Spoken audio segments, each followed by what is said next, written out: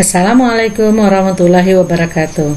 Kita akan melanjutkan pembahasan tentang sistem pernapasan pada manusia dengan tema mekanisme pernapasan, pertukaran oksigen dan karbon dioksida, dan gangguan sistem pernapasan pada manusia.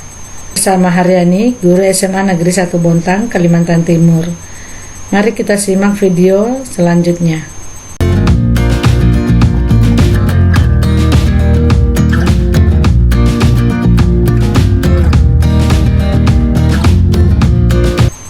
Pulmo atau paru-paru terletak di rongga dada yang memiliki beberapa selaput pembungkus. Jika selaputnya melekat pada paru-paru disebut pleura visceralis, dan selaput yang melapisi dinding dada adalah pleura parietal. Terdapat juga selaput yang melapisi iga, dikenal dengan pleura costalis. Bagian yang melapisi diafragma adalah pleura diafragmatik. Terakhir terletak pada leher yaitu pleura cervicalis. Paru-paru terdapat gelembung halus yang disebut alveolus dan jumlahnya lebih kurang 300 juta buah dengan luas permukaan sekitar 160 meter kubik atau 100 kali lebih dari luas permukaan tubuh. Pernapasan adalah proses pertukaran gas oksigen dan karbon dioksida. Berdasarkan otot yang terlibat terbagi atas dua, yaitu pernapasan dada jika dibantu oleh otot dada antar tulang rusuk. Jika yang terlibat adalah otot diafragma, maka dikenal dengan pernapasan perut. Kedua jenis pernapasan ini menggunakan dua langkah, yaitu inspirasi dan ekspirasi yang telah diuraikan pada video part 1. Pada saat bernapas, molekul oksigen akan masuk melewati lubang hidung menuju paru-paru, tentunya melewati paring, laring, dan trakea, dan diteruskan ke paru-paru melewati bronkus. Udara dari bronkus akan diteruskan ke alveolus melewati cabang bronkus yaitu bronkiolus. Dari dalam bronkiolus, udara diteruskan menuju alveolus untuk terjadi pertukaran oksigen dan karbon dioksida. Pada alveolus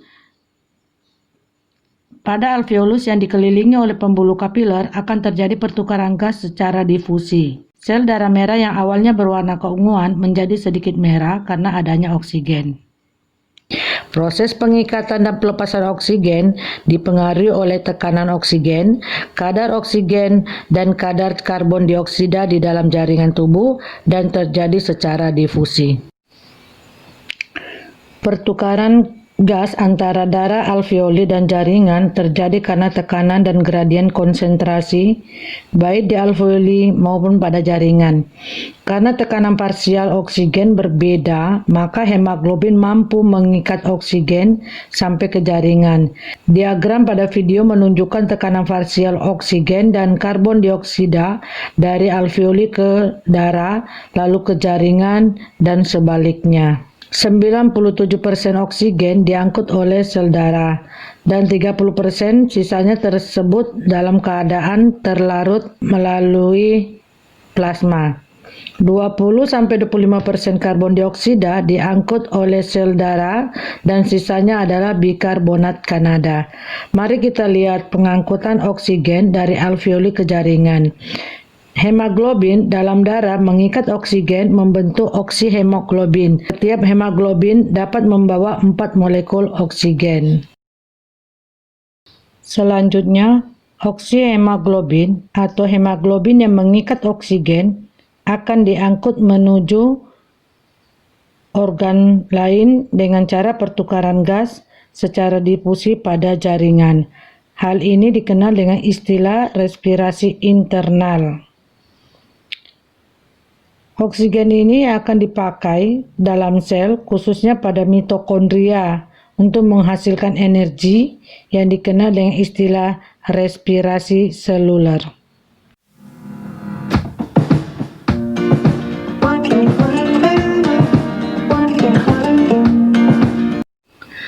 Volume paru-paru orang dewasa berkisar 5-5 liter udara.